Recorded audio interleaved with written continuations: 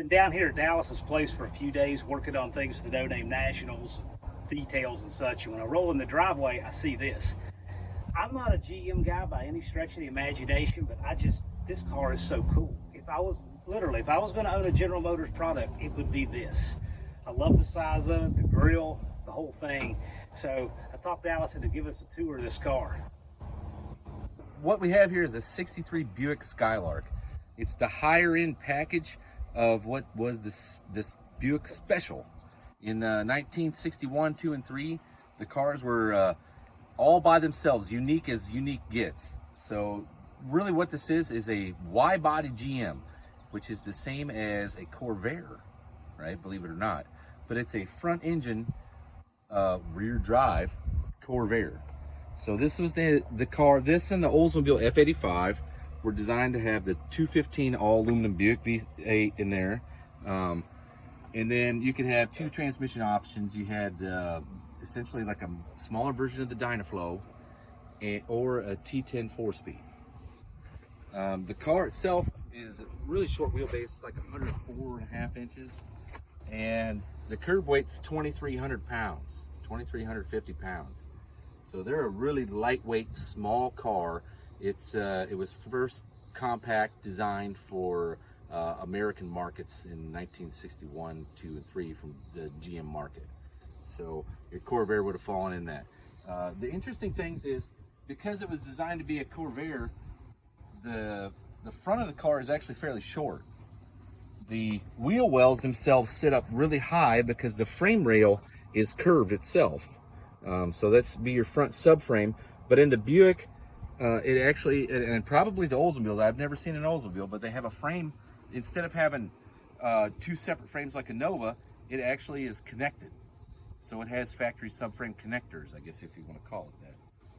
And that's, I believe, probably because of the V8 torque is why they did that. But the front end is fairly short.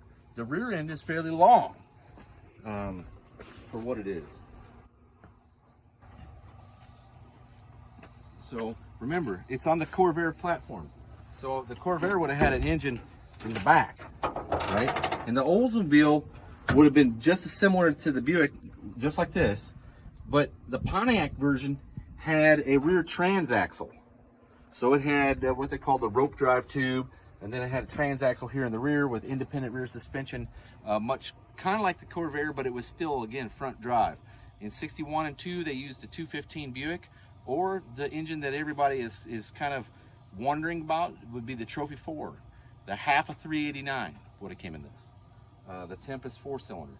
So in 1963, Buick and Oldsmobile still shared the 215, but there was so many porosity issues with the aluminum block that Pontiac decided to go their own route, and they put a 326 Pontiac from the factory in a 63 Tempest. So from there, it evolved for super stock drag racing. It became a 421 with still the same rope drive and the same transaxle in the rear. So independent rear suspension transaxle with a 421. They were pretty robust. If you look around on the web, super stock classes, that's what they ran at 63. 63 is also the year that GM pulled out of drag racing. So this body style ended, and then the muscle car was born. They took the super stock drag racing to the street. I like the dash layout here.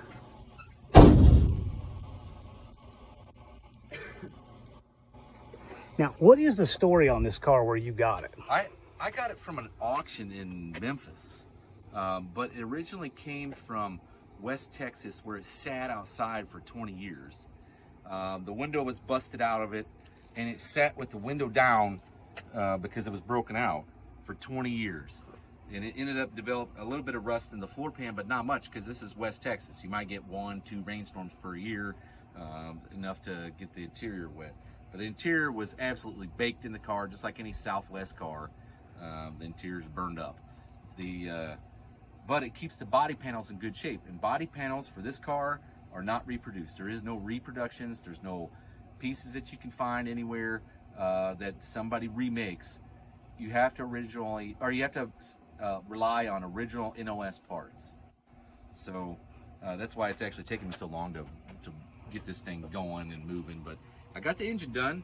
The transmission sorted, figured out most of the linkage and pieces and parts to put the manual 4-speed in here. The intent was to go to the Southeast Gas or Super Stock class and run the car. I think the first time it's going to be out, though, to be honest with you, is probably May of 2023 for the Buick GS Nationals is where I'd like to take it.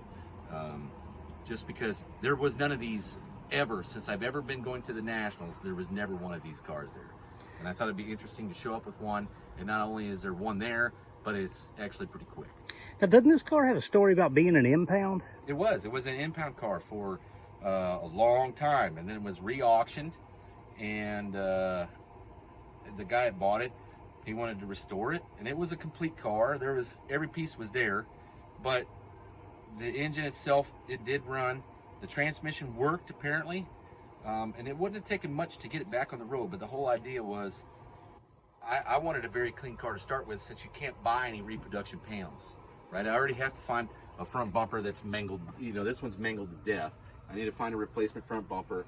The valence piece here, I'm just going to have to hammer and dolly and get it as best I can. The rear bumper is kind of the same way, and I'm missing a few pieces of trim and tail lights and stuff. But remember, when I buy all these pieces, they have to be NOS parts.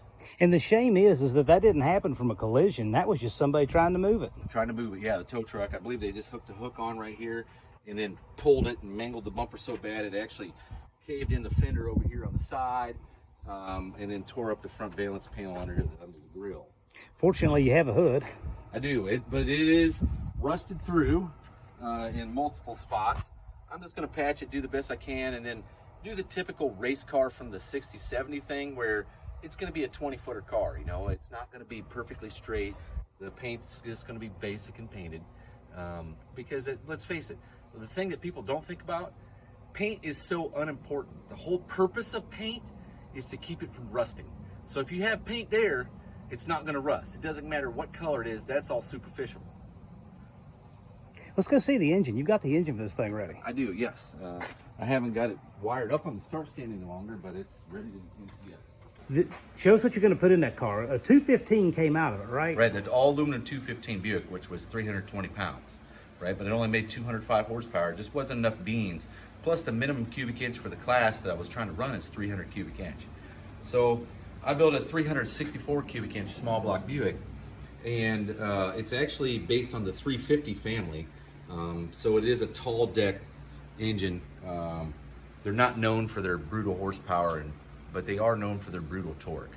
So in 1970, when they made one of these, the performance model was 315 horse and 410 foot-pounds of torque, right? But in this configuration, I'm hoping around 500, 550, because that's what I need to be competitive in the class.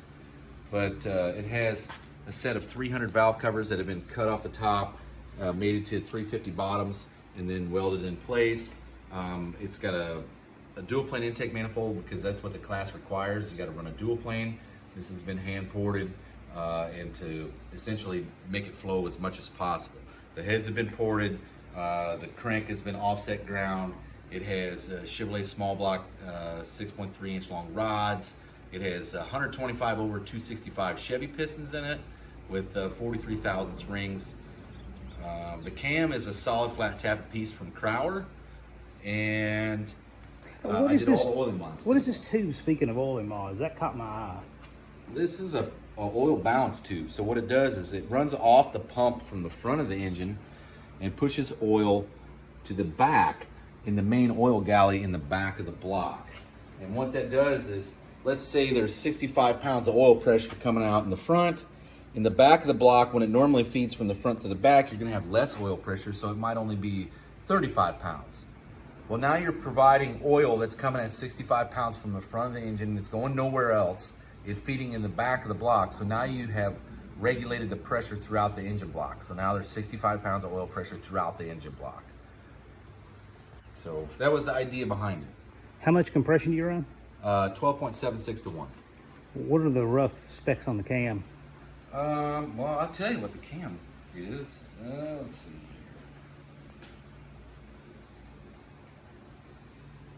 Okay, the cam is a Crowder off-the-shelf piece, part number 50353. It is, let's see, duration. Oh, let's see. Duration at 50 is 238 on the intake, 242 on the exhaust. It has 482 lift on the intake and 485 on the exhaust. And then I ran a 1:6:1 rocker ratio instead of the normal factory 155. So it has a little bit more lift, a little bit more duration than that, just because of the rocker ratio. It's fairly small in comparison to what you would see for a race camshaft. But the whole idea was I needed a power band that was broad enough that you could use the horsepower, but yet narrow enough that I could utilize the torque from the engine. These things are known for their torque, and I wanted to keep all of the torque that it possibly could. That's what made the 350 Buick amazing, was it was big block torque, small block gas mileage. And so I'm capitalizing on the big block level torque with the horsepower level of a small block. Nice piece. Do you have any expectations what you think it'll run with a 4-speed behind it? Oh, well, if I could make it down the track with hitting every gear, it should be around a 670 in the 8th mile, which would probably be equivalent to 1140 in the quarter mile. And how much gear in the rear end? 486. Okay. Looks like a happy little piece. Yeah, it revs fairly quick, so that tells you that you're onto something. But I plan on dynoing it here soon. I'm actually just trying to finish up my mule motor and try to take 2 engines at the same time, so you can do 2 things for the same amount of money for the dyno. But, excellent. It's the only thing that's holding me up. Thanks for the tour. Really cool car. I didn't even know it was here, so this was cool. Yeah, well, I got my 4-speed back there too, if you want to look at that. Yeah, absolutely. Okay. Lots of projects go on in Mr. Rodder's neighborhood.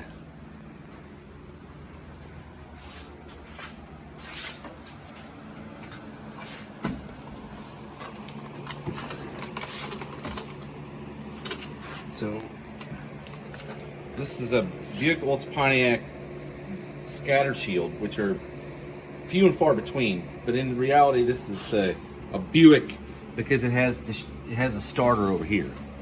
Okay, but this was once upon a time a liquid scatter shield. The transmission is what they call a T10 Power Brute T10. Okay, and that would be, it's actually a Super T10 Power Brute, but they were only available over the counter from places like Super Shops or GM Performance. You would have to go to the dealer and order them. They have no VIN number stamped in them, so it was never available on a car. But it is a cast iron housing with a cast iron midplate, and then it has nodular iron gears made out of the same material as you'd make a diesel block on. So this one here, I mean, was meant for stock car racing. The first gear on it is 264, which is actually fairly high, but for drag racing purposes, normally you want to see like a 3-something gear, 320s, 310, 312. This one's 264. The reason why I did that was, if you think about it, the Buick makes enough torque that I can actually make it up on rear end gear. So that was, the idea was to capitalize on the low RPM torque. Excellent. Yeah. That's really cool. Yeah, but I don't know how well it'll handle it. I mean, the big one is everybody wants to move to like a Jericho 4-speed or a high tower, but I didn't have the money for that. One of these was $800 compared to $4,500. Only one way to find out. Yeah, so I set the clutch at $6,500. See what happens. Hang on. Very cool. Yeah. Thanks for the tour. Not a problem.